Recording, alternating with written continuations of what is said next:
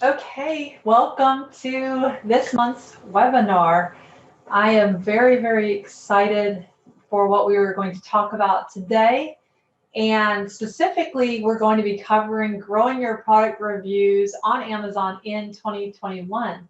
And I know that this is a really hot topic because everyone always wants to know how to get reviews in all that's wrapped around it because everyone understands the importance of it and really what it can impact for your products for the best or for the worst. So this I'm really, really excited about. Hope everyone's having a really good summer so far. And I am looking forward to, like I said, talking about it. Now, I'm going to go ahead and share my screen. Let me know if you don't see my screen, and I will make sure. But okay, now let's talk about what to avoid. So, there's so many things that you do have to avoid, to be quite honest, with product reviews. Product reviews can be a tricky place on Amazon. One of the first things that sounds so obvious, but a lot of people do not follow it, is you want to avoid going against terms of service. If you violate the terms of service, you're putting not only you're putting your seller account at high risk for suspension. That is not something that you want to do. You do not want to be a bad player in Amazon's eyes. Yes, they have a lot of rules and things like that, maybe are not how you would want to do it from your website, but you have to remember you're using their platform and you want to keep it within what they say is okay to do. Okay. Another thing to avoid is incentivizing reviews, even if you think Amazon won't find out. So basically, an example of this would be if you try to refund people in exchange for leaving a review, that would be considered an incentivized review, like you're paying for that review. Even if you're thinking, well, I'm doing it through PayPal or another way that's not through Amazon's portal, um, I do not recommend that. And one of the reasons is more recently, within the last few months, there were some very large sellers. They were in the electronic space, and they actually got their accounts on Amazon suspended because they were found out by Amazon for paying for reviews. They were actually using something to the effect, I think, of, you know, off of Amazon's portal, but they were paying for people after they had purchased the product for full price for to leave a review. And really, really, I mean, that was a huge thing because these brands were doing hundreds and hundreds of thousands in dollars per month, I'm sure, um, on Amazon. And Amazon said no. And they threw down the hammer on that. They've done that in the past, we've seen, but this one was specifically, they were very large sellers and they were trying to go around and circumvent things, but Amazon still found them out. So just avoid that. Do not incentivize reviews. Another thing to avoid, short-term strategies that really are not going to lead to long-term success for your brand and products. Um, really, if you are trying to do something that's going to give you that quick success, it's somewhat manipulating the reviews.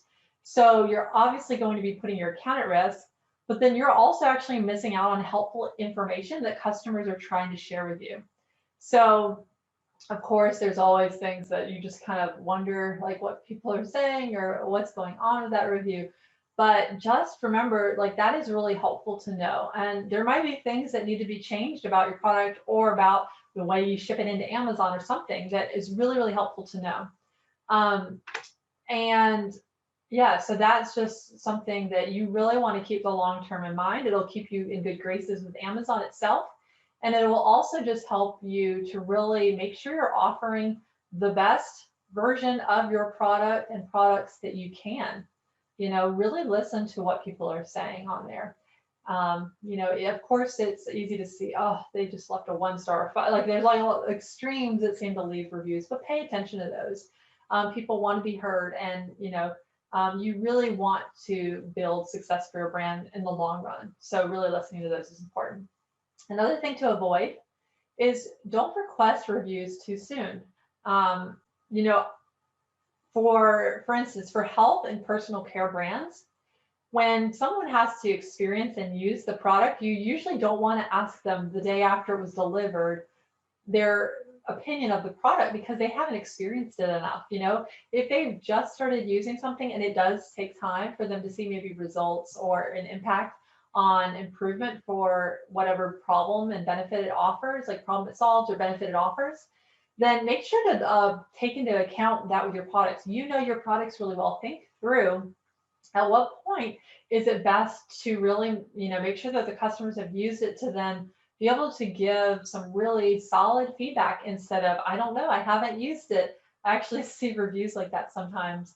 They're like, I just haven't had enough time to experience it, but they were asked me to leave a review or something to that effect that's actually on the product review. So it's kind of funny. So paying attention, knowing your products really well to know not to request it too soon. Another thing is really be careful and avoid sending review requests that have biased language in them. So kind of subjective language. Another thing would even be maybe visuals of like showing 5 stars. That's a big no-no because it's like you're trying to push them towards leaving a positive review is how Amazon sees that, and they see that as a type of manipulation. So just stay away from anything. Also language like, please leave us a positive review.